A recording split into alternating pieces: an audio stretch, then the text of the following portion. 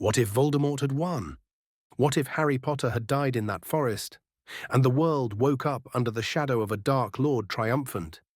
Because victory for Voldemort was never about killing one boy. It was about reshaping the world itself. So what would that world have looked like if he had succeeded? If you enjoy exploring questions like this, from the world of Harry Potter to the Lord of the Rings and Game of Thrones, then this is the channel for you. There should be a subscribe button somewhere on your screen.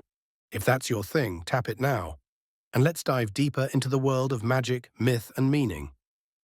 Let's be clear, Voldemort never wanted peace. He wanted control, but he didn't just want to rule the wizarding world, he wanted to purify it, to erase weakness, mercy, and anything he saw as Muggle contamination. If he had won the Battle of Hogwarts, it wouldn't have ended there. It would have been the beginning of a world remade in his image. The first thing he would have done is cement absolute power. The Ministry of Magic would become a puppet entirely under his command, not secretly, but openly. He would place his most loyal Death Eaters in every department. The Wizengamot, gone. The press, silenced. Education, rewritten. Hogwarts would be transformed from a school into a factory for ideology. Children would be sorted not by values, but by blood. History lessons would be rewritten to glorify the Dark Lord and demonize the Order of the Phoenix. Defense against the dark arts would become mandatory indoctrination, and Muggle studies would vanish completely, because why teach about inferiors? In the wider world, Voldemort would have turned the Statute of Secrecy into a weapon. He wouldn't hide from Muggles, he'd dominate them. The International Confederation of Wizards would fall within months. Europe would be his first conquest, America and Asia next. It wouldn't even take war, just fear. Most ministries would surrender quietly rather than face him. Because in truth, Voldemort's greatest strength wasn't his power. It was his ability to make people believe resistance was useless. Inside Britain, life would become a hierarchy of fear.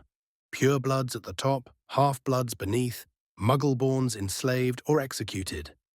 The term mudblood would become law, not insult. Entire families would disappear into Azkaban, now expanded, automated, and ruled by Dementors. And the irony is, most people would adapt.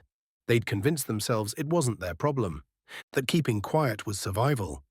Because that's how every tyranny sustains itself, not through loyalty, but through exhaustion. If you're enjoying this video so far, do give it a like. It really helps me keep making these and dive even deeper into the world of Harry Potter lore. I would think the Daily Prophet would become a propaganda machine overnight. Victory for the New Order, the headline would read. Portraits of the Dark Lord in every office. A new public holiday, the Day of Rebirth. And beneath the surface, the resistance would continue. But it would be broken, scattered, hunted. The survivors of the Order, Kingsley, McGonagall, Neville, all fugitives. The DA would become what the Death Eaters once were, shadows in the night, clinging to a dying hope. But without Harry, that hope might fade fast. Because the legend of the boy who lived would become the boy who failed.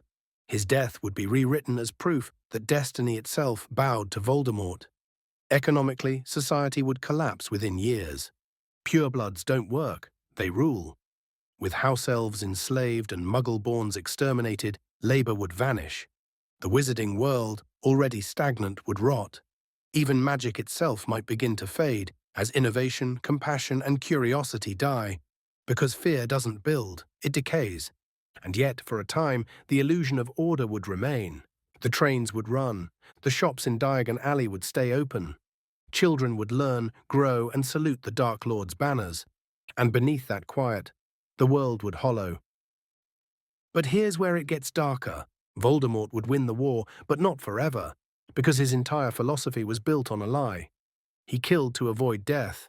He ruled to prove strength, and yet both acts chained him to fear. He couldn't share power, not even with those who loved him. He'd destroy his own followers before they betrayed him. And like every tyrant, his empire would eventually eat itself alive. Snape would die. Bellatrix would overreach, the Malfoys would lose favor, and in time, the system he built would collapse under the weight of paranoia.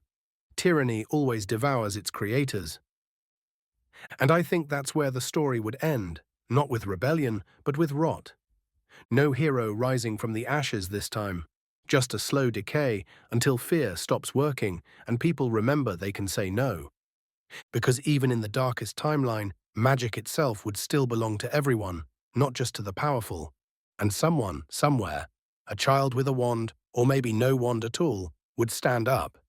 History shows that tyrannies always fall. The only question is how much they destroy before they do. So, what if Voldemort had won? The wizarding world would survive, but it wouldn't live. It would become what Voldemort always was, a shadow afraid of its own reflection. And in the end, the real tragedy wouldn't be that he conquered death, but that he killed everything that made life worth living. If you enjoyed that video, on screen now I answer, what would happen if the magical world revealed itself?